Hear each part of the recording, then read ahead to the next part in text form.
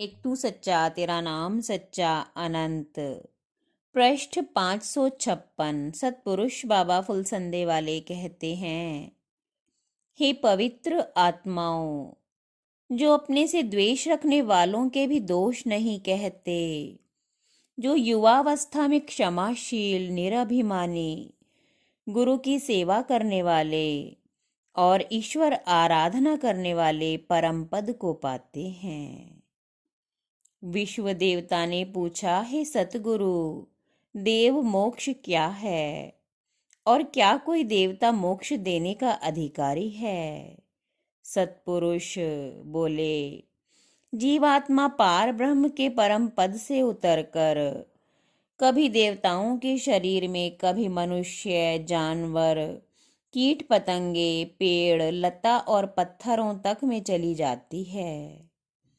अपनी वासना के अनुरूप जीव इन योनियों में भटकता है। ये वासना यानी कामना ही बंधन का कारण है। जब इसका संकल्प पवित्र हो जाए और ये शरीर के बंधन से रहित उस परम पद में जाके समा जावे जहां से अलग हुई थी, उस मुकाम में जाकर समाना ही मोक्ष है। और ये काम संत सतगुरु की मेहर से ही संभव है। देवताओं की पूजा से संसार के भोग पदार्थ मिल सकते हैं, लेकिन मुक्ति का होना संभव नहीं है। किंतु कोई देवता जैसे सूर्य नारायण जी या यमराज जी जहां अपने अपने लोक में विराजते हैं और उनकी दिव्य संगत उनकी सेवा करती है और उनको सतगुरु मान के उनके हुक्म के मुआफिक उनकी सेवा करते हुए आराधना पार ब्रह्म की जो देवता कर रहे हैं, वे अवश्य मुक्त होंगे, क्योंकि उन्होंने गुरु के विधान को माना हुआ है।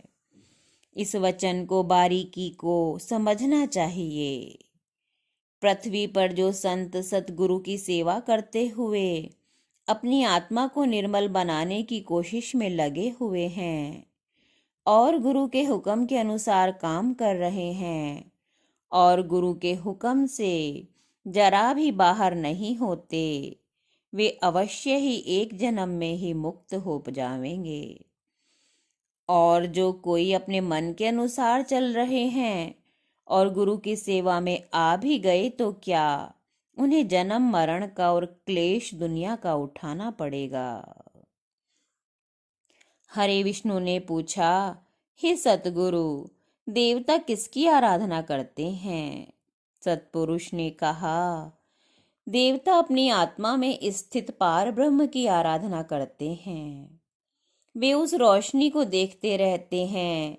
अभिमान और क्रोध से रहित हुए वे दिव्य आत्मा वाले सभी के तन में ईश्वर के प्रकाश को देखते हैं।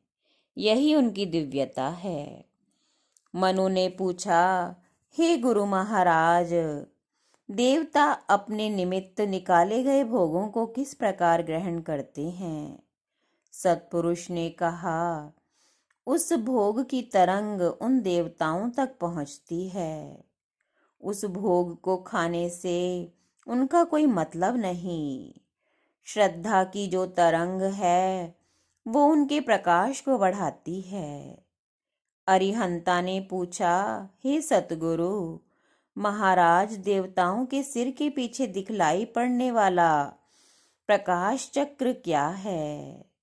सतपुरुष ने कहा, वो देवताओं की आत्मा का प्रकाश है। एक तू सच्चा तेरा नाम सच्चा।